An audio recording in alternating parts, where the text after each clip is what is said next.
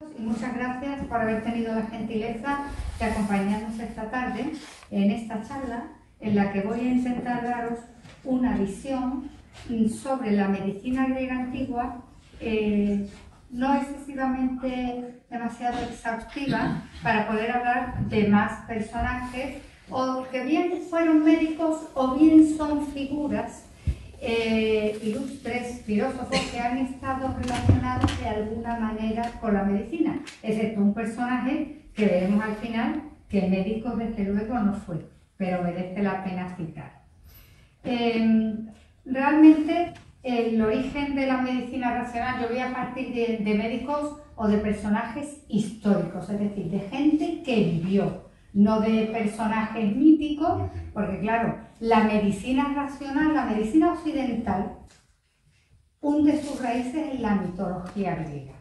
Los dioses griegos tienen prácticamente todos atribuciones sanadoras, y médicos y sanadores aparecen, por ejemplo, en las obras de Homero, en la Ilíada y la Odisea, que están datadas en el siglo VIII a.C. y que narran una guerra que había sucedido 5 siglos antes, es decir, en el siglo XIII a.C. No obstante, mucho más atrás, andando hacia atrás, llegamos a los propios mitos, dioses. Vete tú a saber cuándo realmente se pensó en determinadas prácticas médicas. Aparecen también el uso de múltiples fármacos y la atención veterinaria. Curanderos, herboristas, los llamados rizótomos, que eran los cortadores de raíces, figuran entre las más ancestrales personajes médicos. La medicina para los antiguos griegos era lo que ellos llamaban una técne. Técne ha dado la palabra técnica para nosotros, además en todas las lenguas, porque los vocablos griegos se desfiguran muy poco en la evolución lingüística, pero los romanos tradujeron esa palabra como ars, es decir, la medicina era una práctica técnica con base científica y empírica. Los griegos tenían un sentido muy vivo de la limitación no solo del ser humano, sino también de las potencias divinas, que todos estaban sujetos a lo que ellos llamaban el equilibrio del cosmos. Cosmos significa orden en griego, cosméticos significa ordenado. Me gusta dar algunos apuntes lingüísticos porque muchas veces me preguntáis por los términos griegos, ¿no? Tenemos asumido el cosmos y el universo. El cosmos porque se pasa a ser universo porque se considera que es un todo ordenado, que es un orden, pero su origen su significado es orden. Vamos a ver un poco, aquí un pequeño índice. Como decía, la convivencia de formas de curación, tanto de tipo científico como de tipo religioso, espiritual, digamos, no perjudica y es normal en sociedades que tengan una mínima complejidad, sobre todo en las sociedades antiguas, porque muchas veces la sugestión del enfermo, el hecho de que crea en algo que se va a curar o que determinados rituales acompañen a prácticas médicas, no perjudica en ningún caso.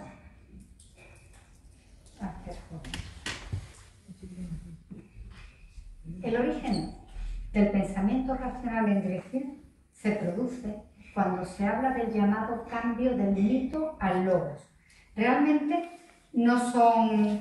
Cuando yo digo el origen del pensamiento racional no quiere decir que las personas antes fueran menos inteligentes, que hubiera menos lógica, sino que el ser humano en aquella época tiene otras necesidades, otras premisas de vida y sobre todo otros medios técnicos.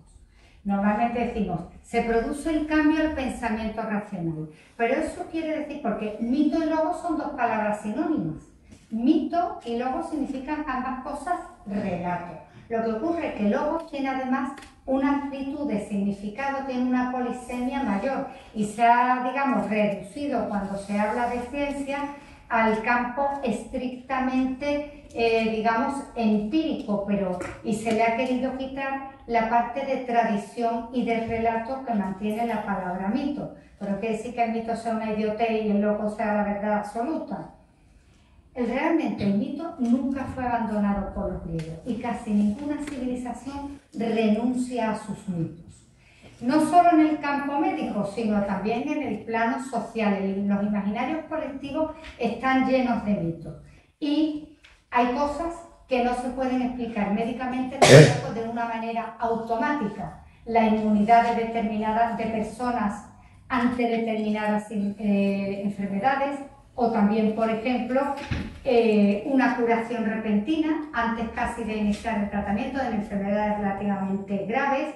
Son cosas que a día de hoy sorprenden a los médicos y en la antigüedad pues mucho más. Los griegos de todas maneras secularizaron muy pronto el mito. Lo tenían como un referente cultural, pero trataron de dar casi desde los orígenes que nosotros conocemos por texto de las prácticas de la medicina, sobre todo una forma empírica y práctica. Los griegos asimilaron conocimientos de otras culturas y también enriquecieron a esas mismas culturas. En la antigüedad era muy común cuando alguien tenía fama, una ciudad, un centro, los científicos, que además eran filósofos, ellos no distinguían entre ciencias y letras, científicos, filósofos, sino que el sabio abarcaba muchos conocimientos y los dos esenciales eran la filosofía y la medicina, en el caso de los médicos.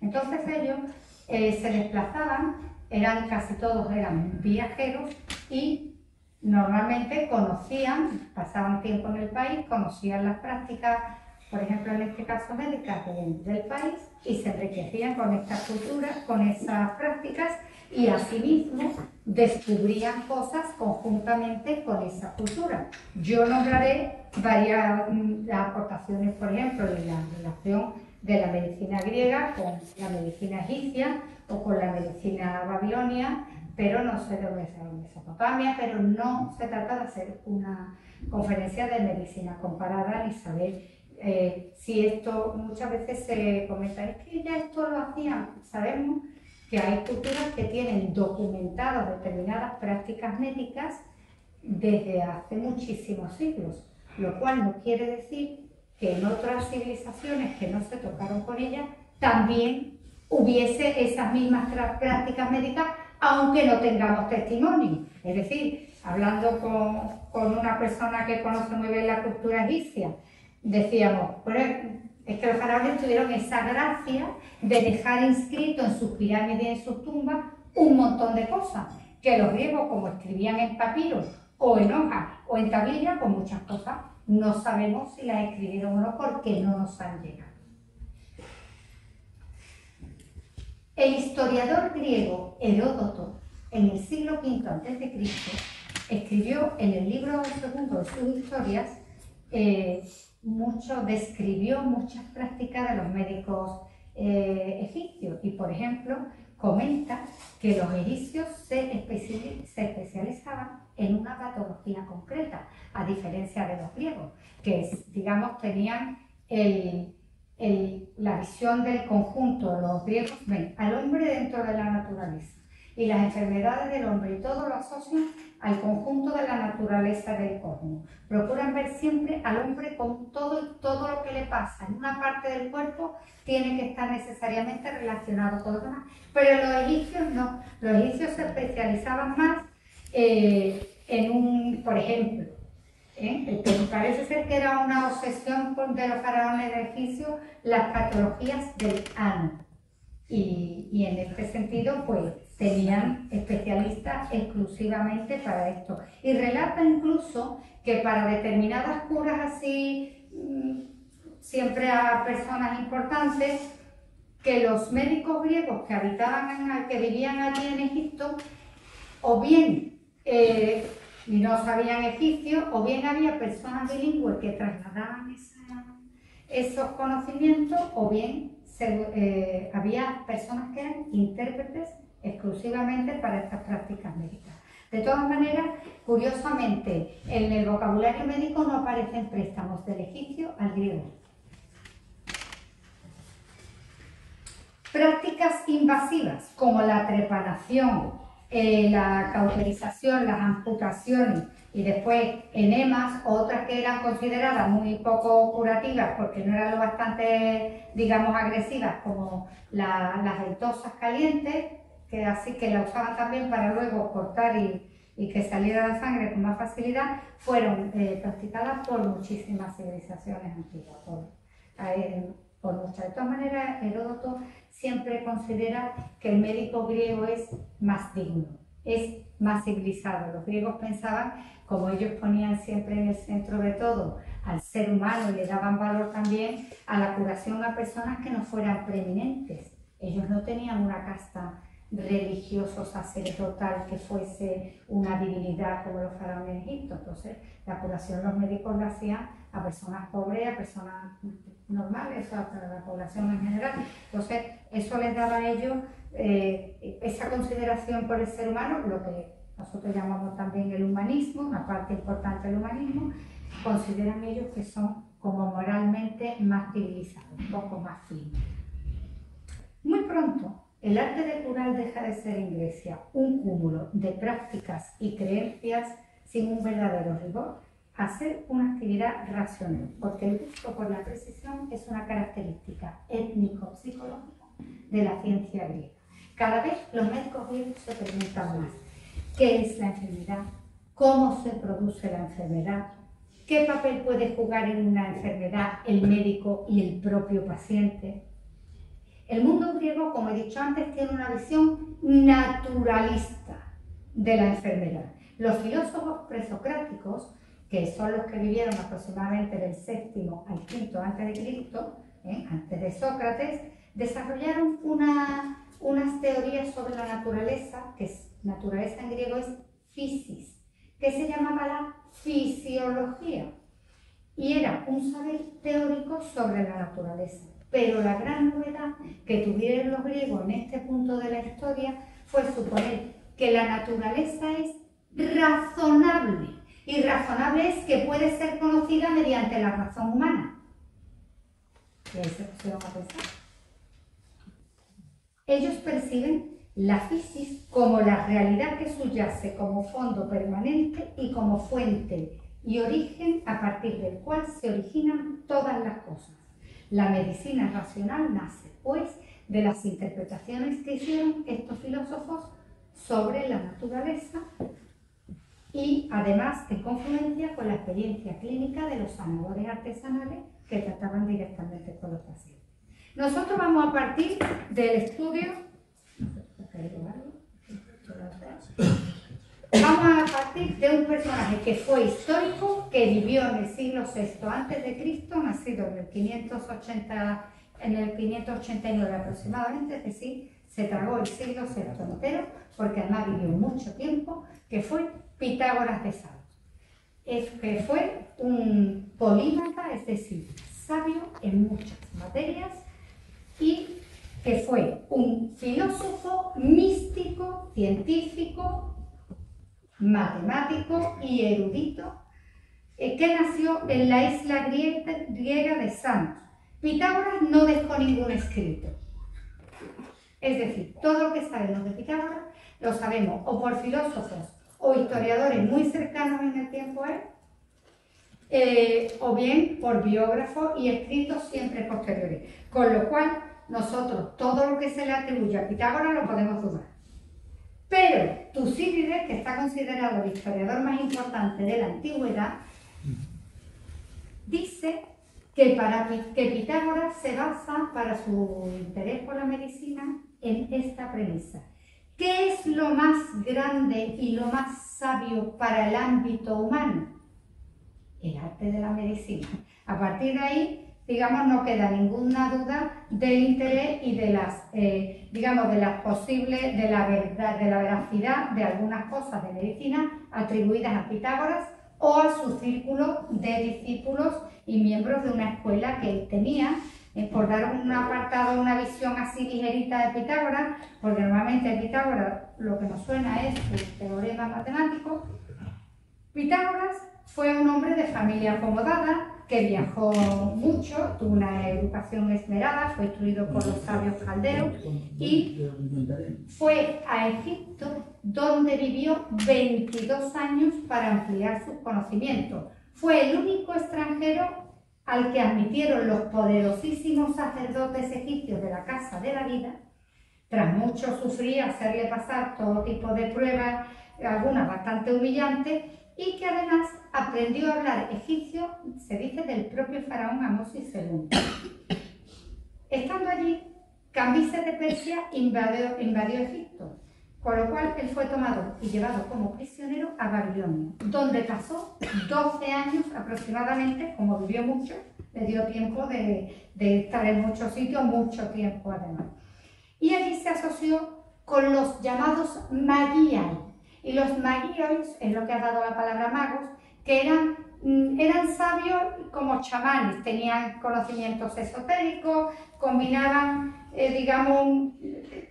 todo tipo de conocimientos, porque hay una diferencia muy grande entre la medicina griega y la medicina de los pueblos asiáticos, que en Grecia la medicina está en manos de gente, de artesanos, de personas hábiles en el manejo de las manos, porque para operar, para una cirugía, y no está asociada para nada en ningún caso al sacerdocio o al ámbito sacro. Y en cambio, en Egipto, por ejemplo, la medicina era ámbito exclusivo de la casta sacerdotal.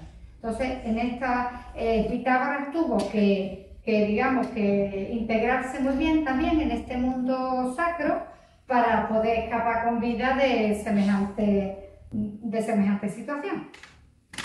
Él además se adhirió, ya os lo digo, a la doctrina órfica, que viene de la antigüedad más remota de la mitología griega, porque Orfeo no existió, es un personaje mítico que dio lugar a toda una teología, donde opina que el alma transmigra tras la muerte de un ser a otro. Es lo que llamamos la metempsicosis. Y entonces él se abstenía de comer animales. Él pensaba que el cuerpo además era un microcosmos, era como un pequeño orden, un ente equilibrado, donde el alma era la armonía. Porque claro, aquí el misterio es que él veía que el cuerpo, él dice, el alma es inmortal, racional, pero el cuerpo es mortal. O sea, esto, él tenía, digamos, esa fijación, bueno, como casi todo el mundo. Él piensa que la medicina tiene la función de restablecer la armonía de la persona cuando ésta es perturbada. Y para ello, él, como todavía tiene una visión mística, él no es un práctico de la medicina, pero tiene una observación respecto, por ejemplo, al efecto de la música en las personas. Y él piensa que la música produce un revulsivo, lo que él llama una purificación en el alma de la persona, y esta alma purificada podría influir beneficiosamente sobre ese cuerpo enfermo. Y no es tampoco ninguna tontería. Él dice que el ideal de la perfecta armonía está en la proporcional y permanente salud del cuerpo y del alma. La alteración de la una lleva a la de la otra, y la sanación también. Y esto explicaría la exhortación a la mesura que precede la dietética pitagórica. Pitágoras fue el primero que puso dieta en la antigüedad. La verdad es que lo hizo para purificar el alma y tal, pero hubo cosas que no estuvieron tan alejadas de lo que luego ha sido retomado con base cada vez más científica por médicos posteriores, ¿no? Por ejemplo, él dice que la armonía alterada incluye especialmente las enfermedades mentales, y él dice que entre las enfermedades mentales se encuentran la depresión o decaimiento y los estados de excitación, entre los que está la embriaguez. Entonces, Pitágoras, por ejemplo, es de los primeros que habla en contra del vino. Yo habitualmente, sobre todo en épocas posteriores, siempre mezclaban vino con agua, pero él consideraba que producía una alteración que él consideraba enfermedad.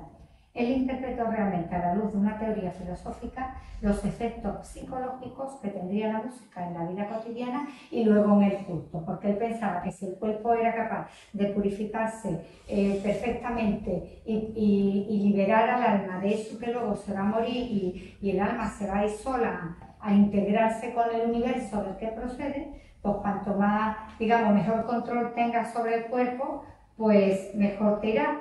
Entonces, él tenía, digamos, se le considera en su manera de tratar con la música, con la palabra para convencer a la gente, como un precursor de la que fue posterior llamada la persuasión platónica, que era un método de transmitir la filosofía o convencer a la persona, y del moderno psicoanálisis por su uso de la palabra como medicina.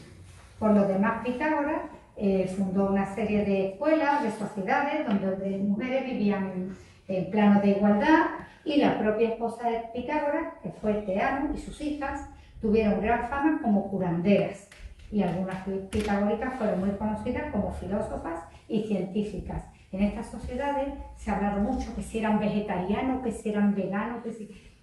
Él estaba en contra, él consideraba que los animales, que todo ser que se mueve y tiene vida es de la misma especie. Por eso, por lo menos, todos los animales o todas las partes del animal no la podían comer. Él tiene tratado, dice, no te comas el corazón, porque él consideraba que eso era como malo, que además habla que la carne produce mala digestión y, por ejemplo, prohíbe comer habas. Y entonces pues se ha asociado a que se hayan visto los efectos del farismo o de una enfermedad metabólica, o que tuviera un sentido religioso, que el haba tiene forma de embrión, de las puertas del infierno, de testículos incluso. Y también otra cosa que es muy fácil de entender, que como eran indigestas y producían flatulencias, y el alma para los pitagóricos era un ente gaseoso que vivía dentro del cuerpo y era lo que te da la vida, pues a ver si lo iba a perjudicar tanta flatulencia interna.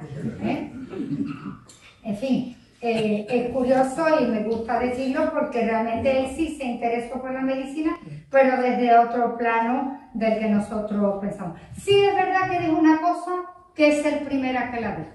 Él dijo que los pensamientos se originan en la mente y no en el corazón. Y luego lo recogió un médico de su propia escuela, que fue Almeón, que ese sí escribió un tratado de medicina, y afirma exactamente eso. Y eso es muy novedoso, dicho en el siglo VI a.C. Los pitagóricos, además, digamos, practican largas caminatas, ejercicio físico, control de los impulsos primarios y estrictas dietas alimentarias. Vamos a ver ahora, así de paso, un personaje que me ha parecido curioso, que es Demócedes. Aquí tenemos los pitagóricos, Demócedes.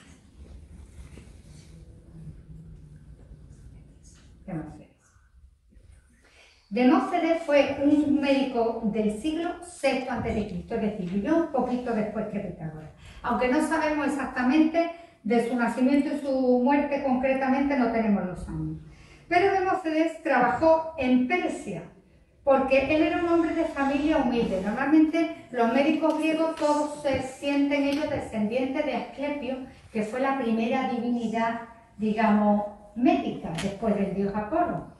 Y se van transmitiendo de generación a generación y tienen además unos códigos morales de, por ejemplo, no cobrar dinero de las personas pobres, tal. Pero Demócedes, el pobre, no tenía para mantenerse él y entonces trabajaba en Atenas por poco dinero. Y llegó un momento en que, llevado como prisionero a Persia, el rey Artajerjes tuvo una caída cazando y tenía fuera es una parte como una parte del tobillo, pero que se puede meter, no llega no sé qué tipo de hueso. Total, que todos los médicos egipcios que él tenía eran incapaces de curarlo. Entonces, como él tenía fama, no, aquí hay médicos griegos que hemos cogido, lo llamaron y fue capaz de curar al rey. Y entonces el rey pues le puso todo tipo de riqueza. Dice que le regaló una pareja de grilletes de oro, que él dijo, bueno, pues vaya regalito, ¿no? Y lo tuvo allí en la corte, bueno, pues con todo tipo de lujo, para que lo tratase a él y a su harén. Y mira tú por dónde que la esposa principal, Atosa, le tuvo como un bulto en el pecho. Claro, los médicos egipcios no supieron tratarlo. Y parece ser que él fue capaz de curarla. Entonces, lo que no sabemos es si es el primer caso de cáncer que esté, digamos, recogido en una época tan antigua en la medicina griega, o que realmente la mujer tendría una mastitis y un absceso y que él fue capaz pues, de drenarlo, lo que fuese. Pero se hizo famoso por esto. Después, digamos, el ejemplo de médico viajero que va de corte en corte, después volvió a Grecia, engañó al rey, pero después volvió otra vez. Tuvo ahí un ir y venir, y es curioso y especialmente renombrado por haber tratado eso, la primera patología mamaria así importante. El rey que lo tenía era Darío, no era Darío, era Darío, el padre. Ahora bien, el primer tratado de medicina que conocemos es de Almeón de Crotona, del siglo VI a.C. Él escribió un tratado de medicina que está, bueno, sí es importante saber que el lenguaje médico, todos los escritos médicos están en griego, porque la profesión médica era muy valorada en Grecia y se consideraba latín. Ya posteriormente, cuando Grecia pasó a ser provincia romana, se siguió escribiendo en griego, porque se consideraba el latín una lengua tosca y poco adecuada para expresar un conocimiento tan sublime. Almeón se centró en el origen y proceso de las sensaciones, siendo de su creación la llamada tabla pitagórica de las oposiciones, que ponía en relación sensaciones, colores y magnitudes. Pitágoras, en relación al número, él había establecido la dualidad. Pitágoras hablaba de que todo tiene un valor porque tiene algo que hace el contraste, porque tiene un contrario. Y Almeón, que era pitagórico, pues lo puso, digamos, hizo una serie de dicotomías relacionándolas con la medicina. Y él realmente, el mejor descubrimiento de Almeón fue que una vez más dio un paso adelante para intentar demostrar que la conciencia estaba en el cerebro y que allí estaban también las sensaciones y el entendimiento. Lo que pasa es que las teorías de los filósofos presocráticos eran los 4 elementos, los humores o líquidos corporales. Ellos pensaban, la medicina griega está muy influenciada por la teoría de las potencias, y ellos opinan que en el cuerpo hay 4 líquidos, que le llaman ellos humores, que si están en desequilibrio producen la enfermedad. Por eso hay unas prácticas tanto de la sangría, todo buscando, o por ejemplo, si se consideraba que un alimento era seco y la persona estaba enferma, pues se le hacía beber agua, el pobre hasta que estaba agua, intentando equilibrar. Esos líquidos eran la sangre, la flema, la bilis negra y la bilis amarilla. Y esto condicionó mucho la medicina, porque nosotros, ahora lo vamos a ver más detenidamente, los médicos griegos tuvieron un problema, que era que el cuerpo humano difunto era tabú. Los médicos griegos no diseccionaban cadáveres humanos. Entonces, todas las prácticas las hacían porque era como una cosa de falta de respeto, no era ni una cuestión religiosa ni nada, era una cuestión de respeto por la persona difunta. Y parecía que manipularlo, pues eso no era, vamos, para ellos estaba fatal. Y bueno, y digo menos todavía. Entonces esto limitó muchísimo los conocimientos y los avances científicos, porque podían hacerlo sobre animales, que sobre todo se hacía sobre camaleones, sobre monos, pero sobre monos también acabaron dejándolo porque decían que se parecían demasiado a las personas y que les daba cosas a los animalitos, y después a los cerdos, porque decían que el problema es que los cerdos chillaban demasiado y era muy desagradable hacer las lecciones de medicina. Entonces, claro, tuvieron muchos errores porque acertaron muchas cosas, pero en otras, entre la teoría de los humores y que la anatomía de un camaleón, pues claro, es diferente de la del humano, pues Aristóteles dice que Almeón tiene fundamentos pitagóricos y dice sobre Almeón: la doctrina de Almeón de Crotona parece aproximarse mucho a estas ideas, sea que las haya tomado de los pitagóricos o sea que esto las hayan recibido de Almeón, porque florecía cuando era ya anciano Pitágoras y su doctrina se parece a la que acabamos de exponer. dice en efecto que la mayor parte de las cosas de este mundo son dobles, señalando al efecto eran 68 oposiciones entre las cosas, pero no fija como los pitagóricos estas diversas oposiciones. Toma las primeras que se le presentan, por ejemplo, lo blanco y lo negro, lo dulce y lo amargo, el bien y el mal, lo grande y lo pequeño. Y sobre todo lo demás se explica de una manera igualmente indeterminada, mientras que los pitagóricos han definido el número y la naturaleza de las oposiciones. Esto está en, en el libro 1 de la metafísica de Aristóteles. Bueno, hay que decir que Aristóteles era totalmente contrapitagórico. O sea, les reventaba cualquier, no dudaba en fin, algunas cosas sí, porque no le quedó más remedio, pero normalmente hablaban contra. Descubrió el nervio óptico y la trompa de Eustaquio. Otros presocráticos, que no fueron propiamente médicos, pero que algunos practicaron también la medicina, otros filósofos presocráticos que influyeron directamente en la medicina, fueron Empédocles de Agrigento, que fue un filósofo naturalista que practicaba la medicina y que afirma que hay 4 elementos que se mezclan o separan por la acción de principios opuestos. A partir de ahí, él interpretó el origen de la vida, el desarrollo embrionario y la estructura y funciones de los seres vivos. Habla, de todas maneras, está todavía, por ejemplo, con las enfermedades hereditarias siempre está que es que hubo una culpa de algún antepasado de 25 siglos antes que hizo una impiedad y recibió tal castigo y lo van espiando las generaciones venideras, que es la explicación de las enfermedades hereditarias cuando todavía no hay medios científicos. Después es muy importante también para la medicina, para la base de la medicina, aunque no fue médico, Demócrito de Astera, el que puso la teoría del átomo.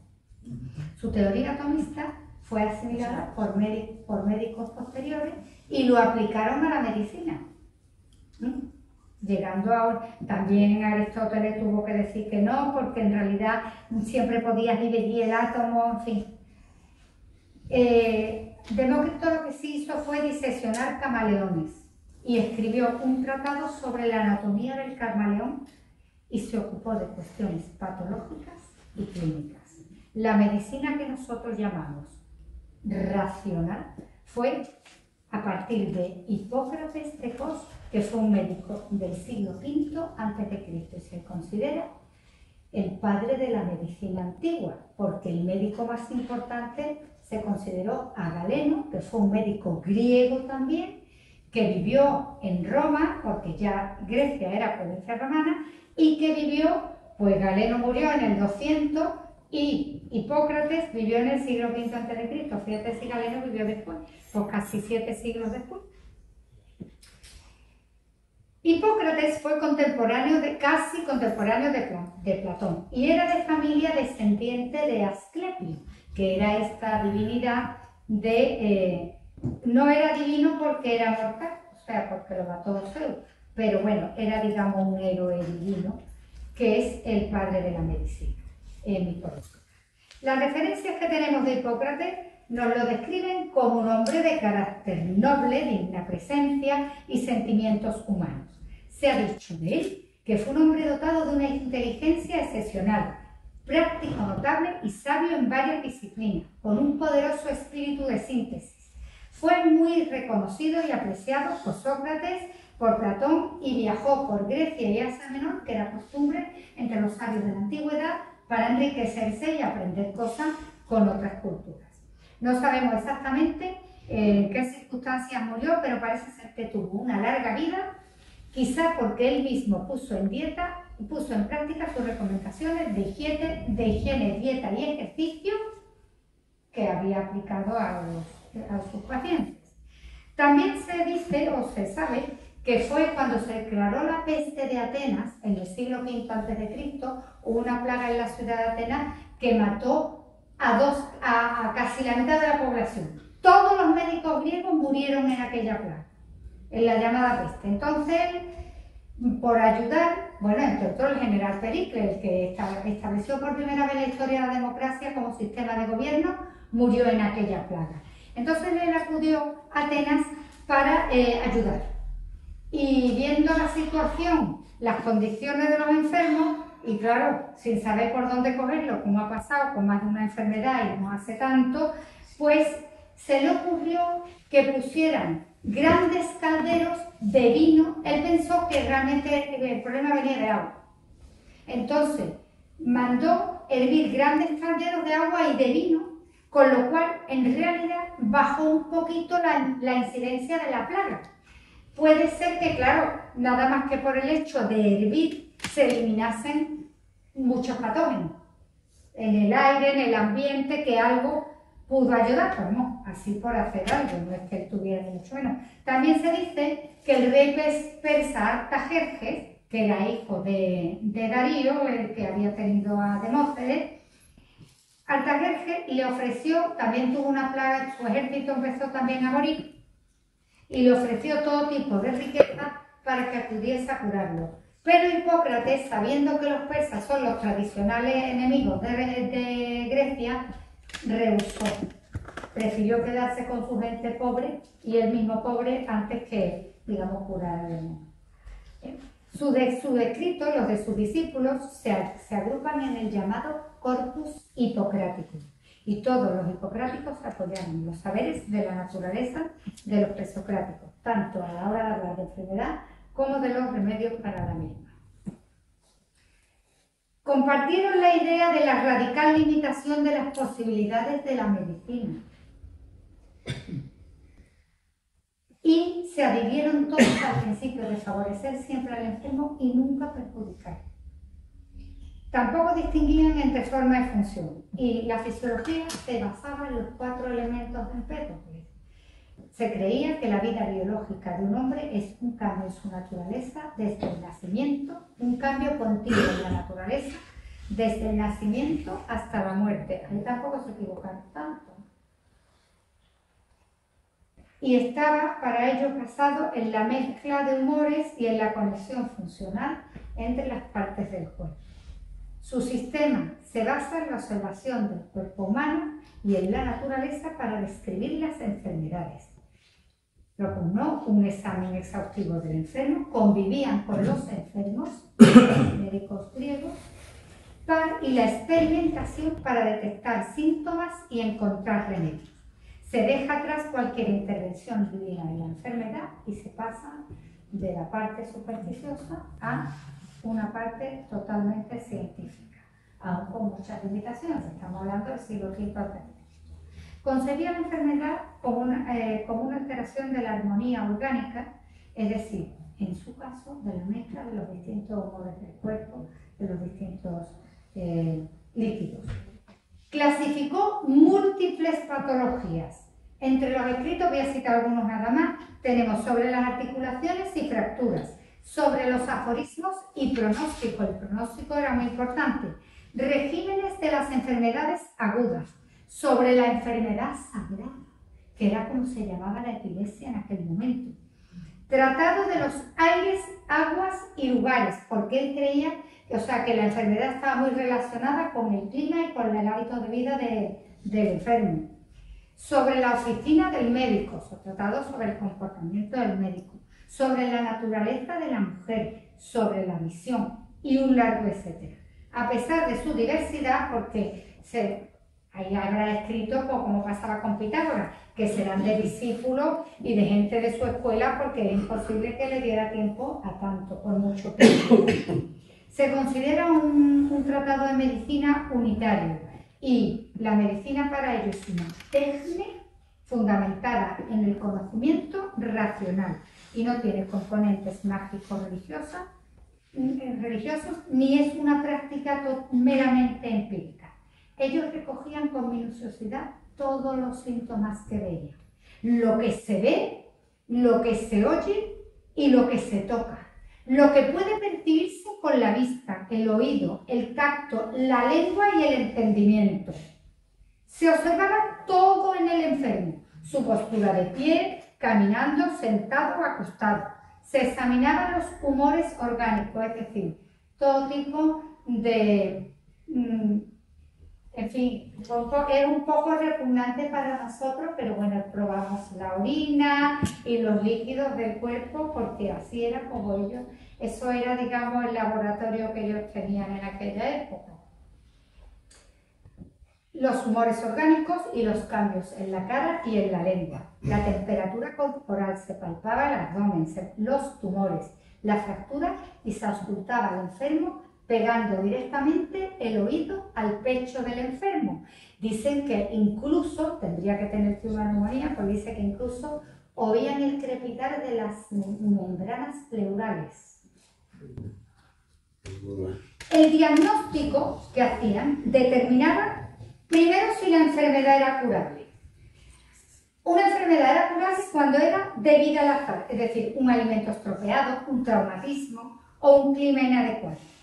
O era incurable, es decir, debido a la necesidad forzosa de la naturaleza.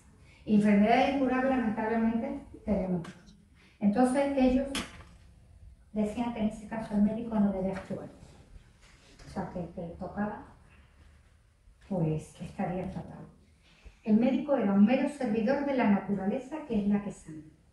Y bueno, hoy en día pues los naturalistas, hay una serie de corrientes, cada vez más además, que son paramédicas, muchas, que son partidarios de eso, de no utilizar métodos ni vacunas ni cosas, que confían exclusivamente en lo que la naturaleza diga. Dice los hipocráticos que la medicina está para favorecer y nunca para perjudicar. Y es muy conocida la sentencia atribuida a Hipócrates que dice: si no puedes curar, por lo menos no hagas daño. El médico además debe compadecerse del enfermo. Se le da gran importancia a la higiene, el ejercicio físico y el alimento. Y se caracteriza a los hipocráticos por la cautela en los diagnósticos y las suavidades de sus tratamientos.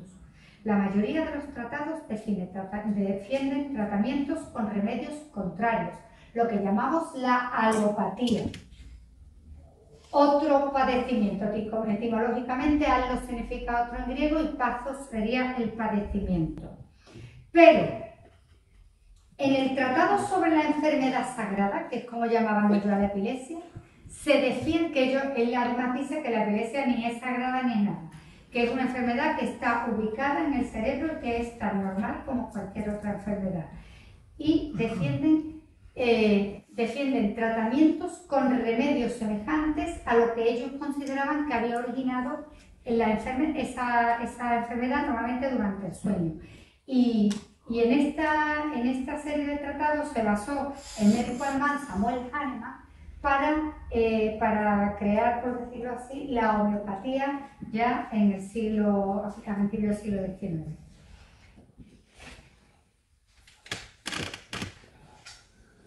Descarta Hipócrates las consideraciones religiosas y afirma que la epilepsia, que se llamaba enfermedad sagrada, tiene un origen natural y está ubicada en el cerebro.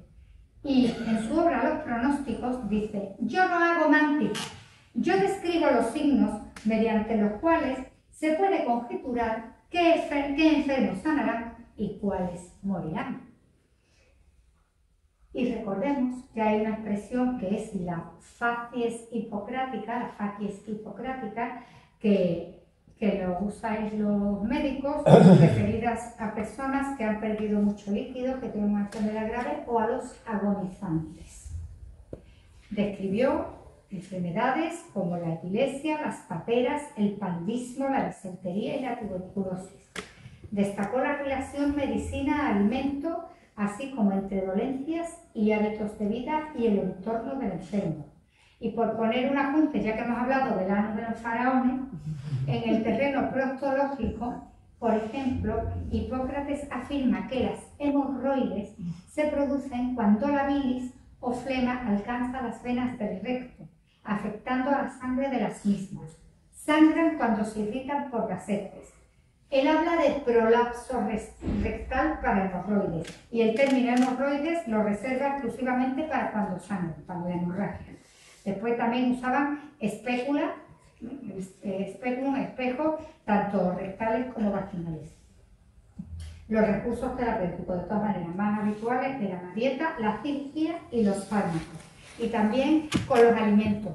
Esto después Galeno fue ya el gran maestro en tratar a la persona, por ejemplo, con una dieta a base de un solo alimento o de dos o tres. Iba combinándole los alimentos a ver si mejoraba. Y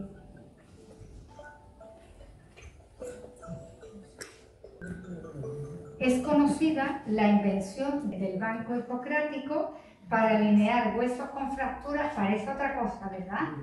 Está puesto ahí y dice, ese pobre no sobrevive. Pues no, estaba hecho para alinear los huesos con fracturas, además del uso de escaleras y poleas para tratar problemas articulares.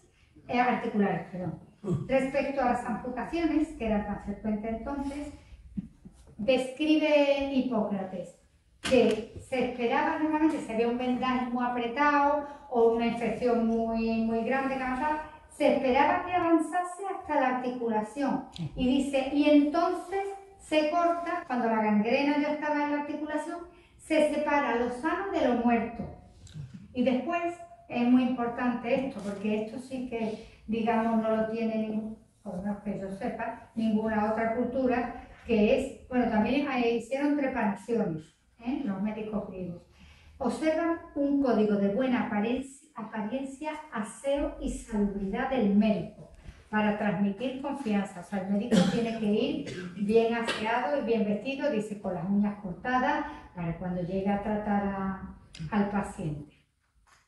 Él cometió errores debido al excesivo peso que tenía la teoría de los 4 humores y al hecho de no poder diseccionar cadáveres humanos.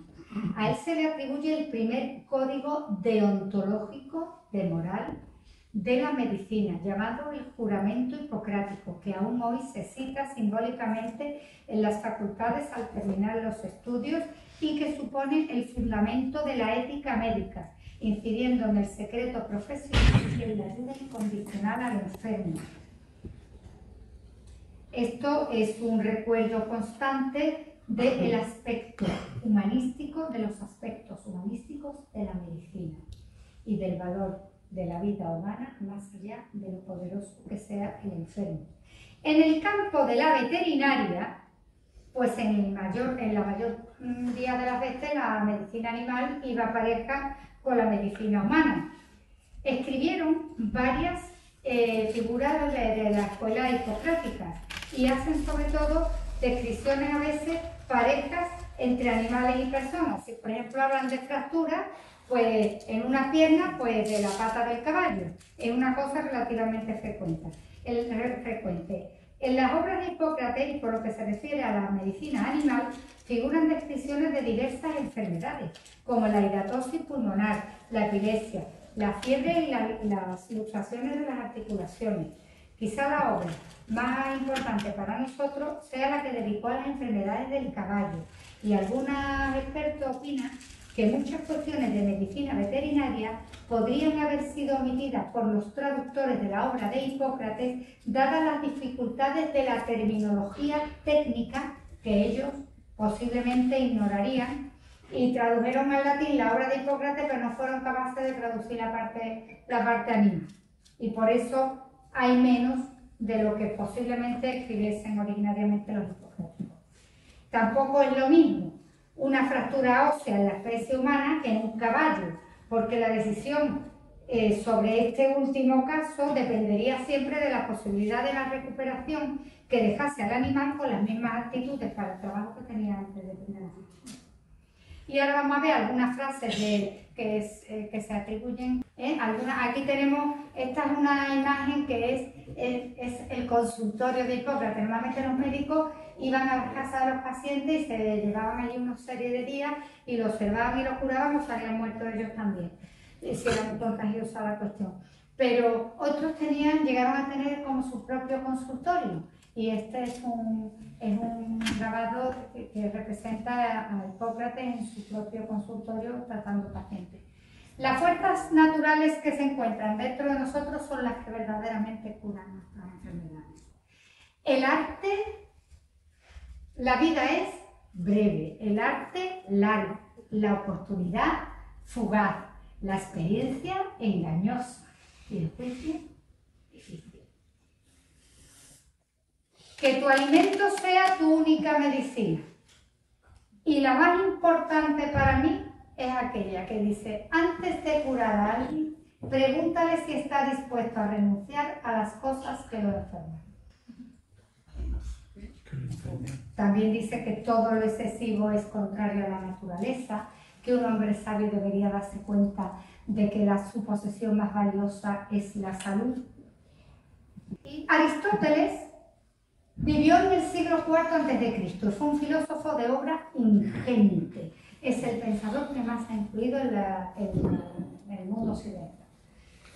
Fue hijo de médico. O sea, Aristóteles era como Hipócrates de ascendencia asclepíade.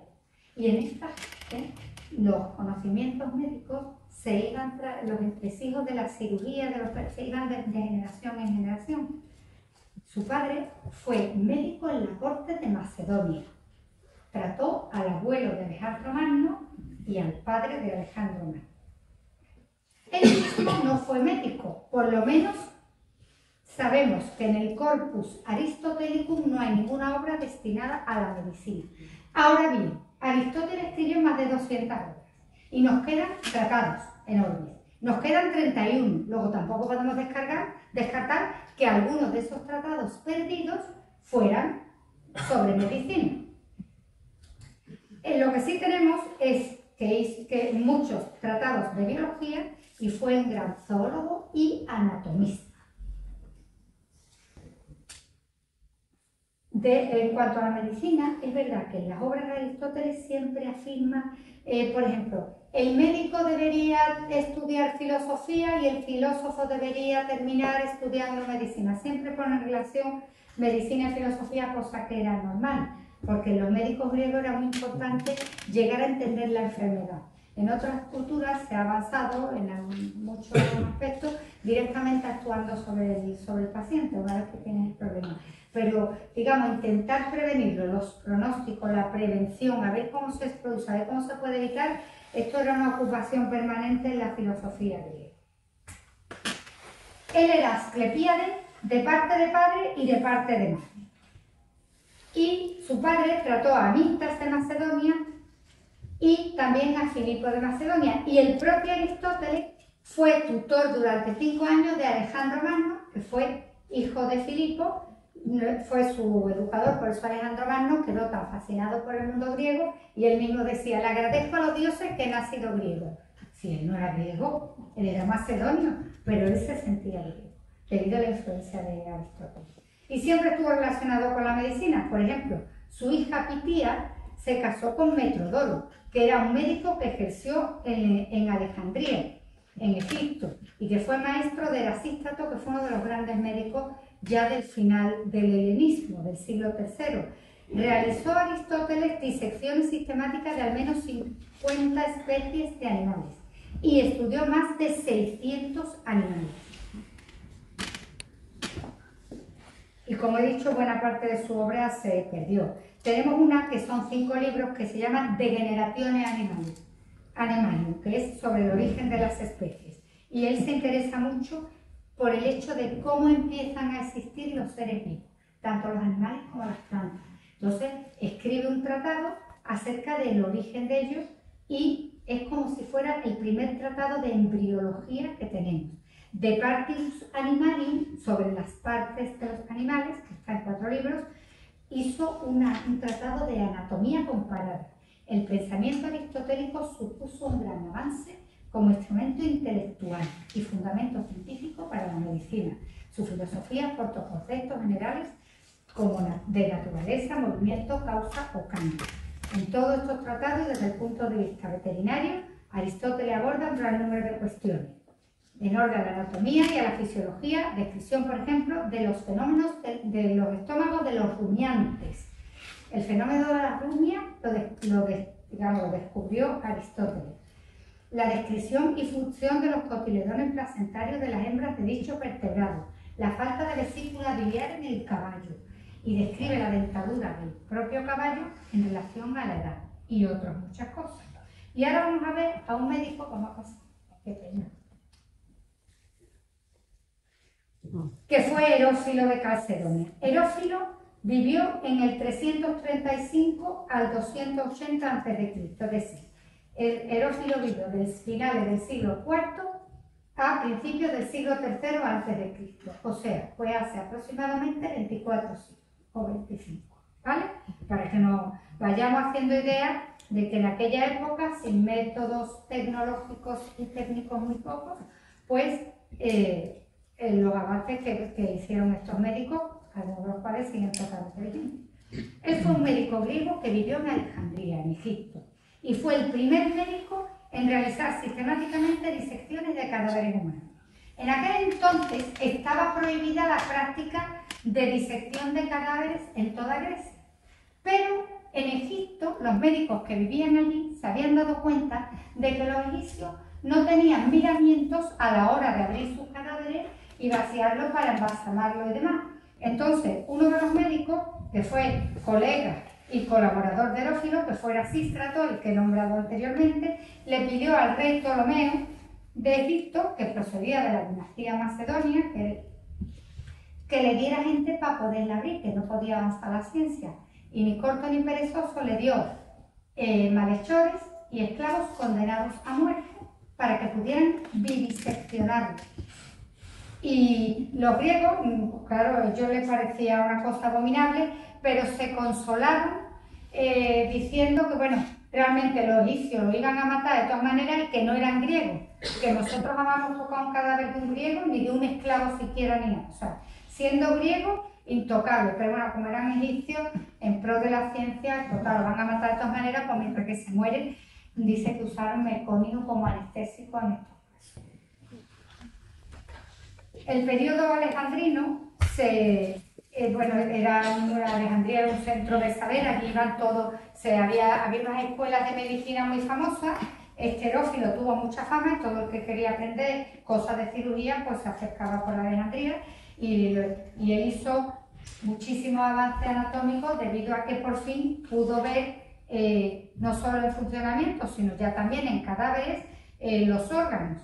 Y por ejemplo, el Herófilo practicó disecciones también en público para enseñar. Las disecciones en público eran de animales, pero dice que la gente quedaba fascinada porque los griegos tenían mucho, digamos, una característica de la civilización griega, el transmitir aquello que están haciendo, digamos, una gran capacidad docente. Por ejemplo, en Egipto, los sacerdotes, ellos hacían todo tipo de embalsamamiento y de vaciado de tal, pero no creían que eso se tenía que enseñar a nadie, no lo decían. Y en cambio los griegos cualquier cosa pues les gustaba como dar clase en público y trabajó a la par con Erasístrato, que fue un poco más. Herófilo hizo descubrimientos acerca de la disposición de los vasos del cerebro, llevando a día de hoy el nombre de prensa de Herófilo, el confluyente venoso posterior del cerebro. Constató la sincronía del pulso con los latidos del corazón y afirmó que la inteligencia no está en el corazón, sino en el cerebro, siguiendo la teoría de Pitágoras.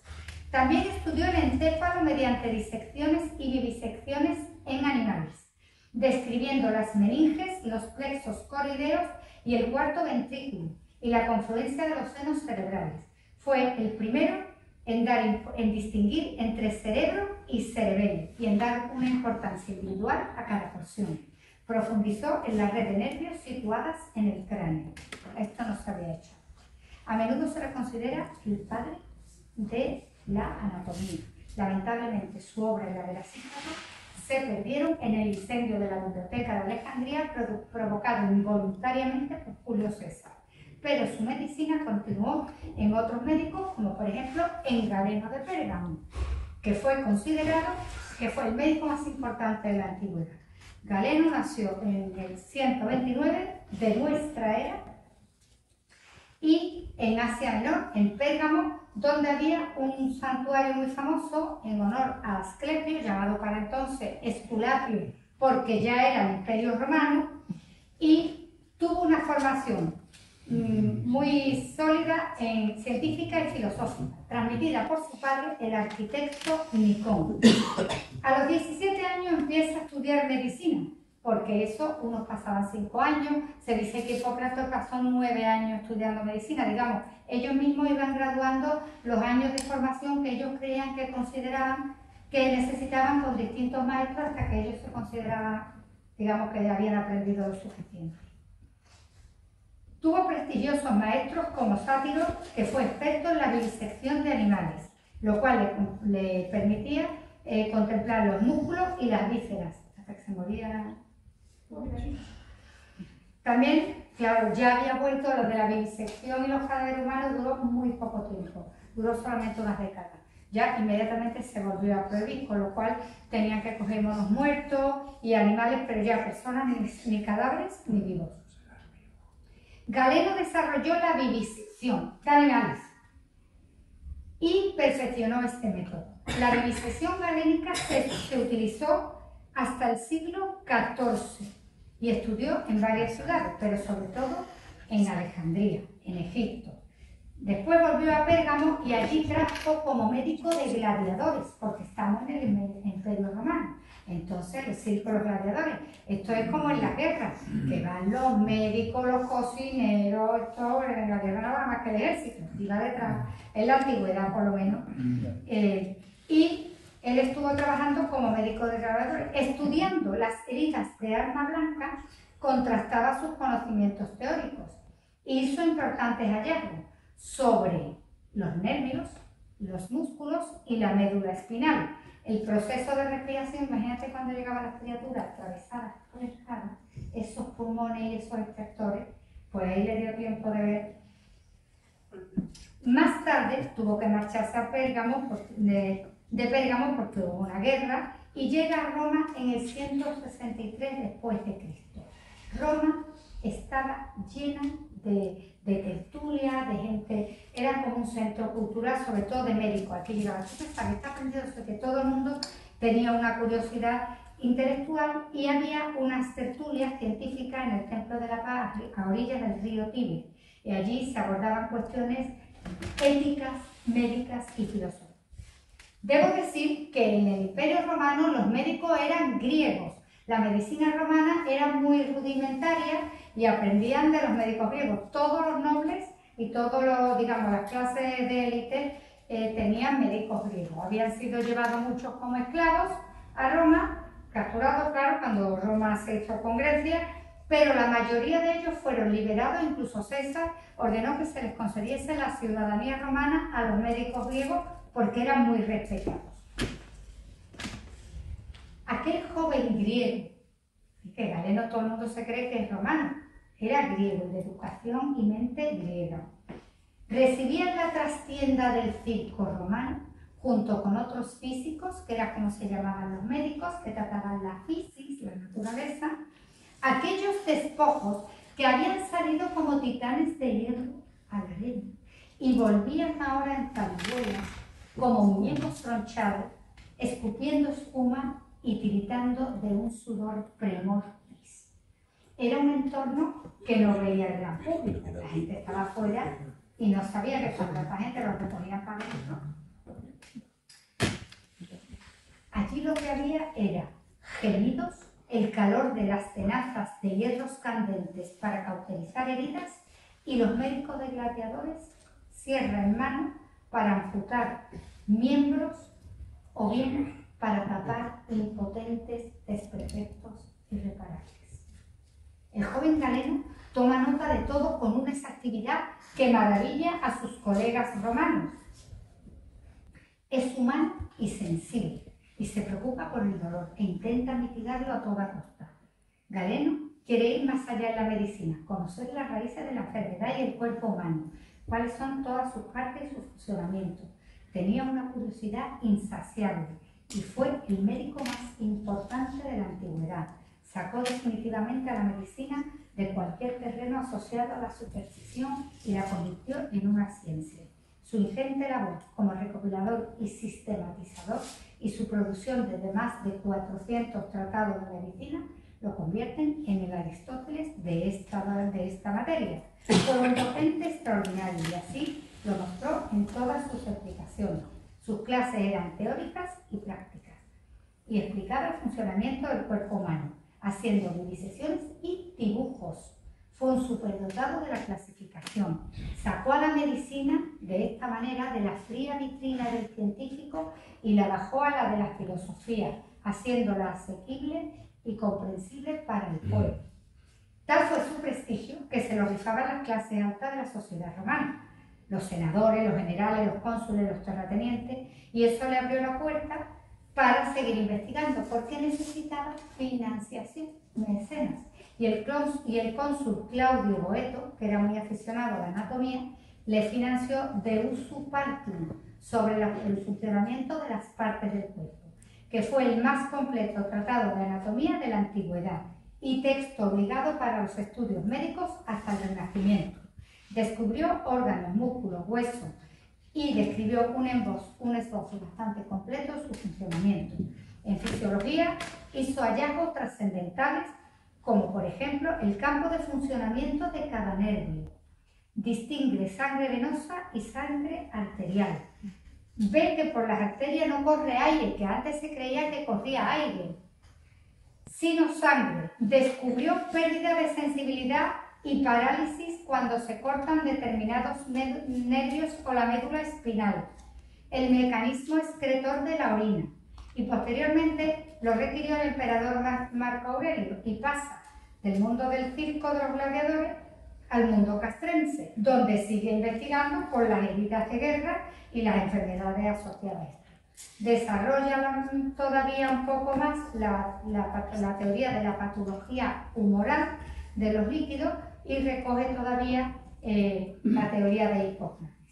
Él también era muy suave en cuanto a tratamiento y dice que las enfermedades orgánicas se pueden tratar todas regulando la forma de vida, recetando medicamentos, que fue un maestro de la farmacia, y también con las dietas de alimentos, y en eliminar los líquidos humores dañinos. Fue un gran pionero de la dietética y de la farmacología, y habla de higiene y de ejercicio físico. Llega incluso a atender enfermos por carta. Tenía tal fama que curaba a la gente supuestamente sin haberlo visto. Su obra murió en el año 200 después de Cristo, de nuestra era, y tuvo su obra una vigencia hasta el siglo XIX. Debido a su solidez conceptual y a la coherencia de sus tratados, no fue discutido. Y la frase Galeno Dixit, lo dijo Galeno, zanjaba cualquier discusión científica del arte. El gran problema de Galeno fue que no pudo diseccionar cadáveres humanos y entonces cometió errores, por ejemplo, pensar que la sangre se forma en el hígado, o que, por ejemplo, el útero tenía 7 cámaras. O que la pneuma es el hálito vital, lo que ellos pensaban que era lo que hacía que la persona estuviese viva. Él consideraba que era como una especie de fuego que teníamos en el ventrículo izquierdo. Utilizó el opio como calmante y somnífero. Lo recomendó como una de las soluciones más potentes contra el dolor. Poderosa droga que podía causar el enfriamiento del cuerpo e incluso la muerte. Recomendaba que preparasen esta droga procedente de la dormidera de Asia Menor con ingredientes templados. Las drogas se administraban como papillas, jarabes, ungüentos, emplastos, vapores o polvos para inhalar. También dietas de alimentos solos o combinados. Y usó el mitrídato. El mitrídato fue una sustancia creada por el rey Mitrídates. Dale otro. El Mitrídates, esto lo usó Galeno, que era un preparado que procede de este rey persa. Mitrídates fue un rey persa que había vivido en una familia de envenenadores. Su madre había envenenado a su padre, el niño había asesinado a su hermano.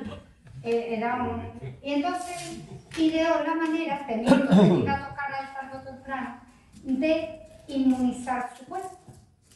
Intentó, además después el médico de Nerón también lo perfeccionó, lo añadieron todo tipo de ingredientes. Entonces fue el enemigo más grande que tuvo Roma. El tío era escurridizo y no había manera de cogerlo.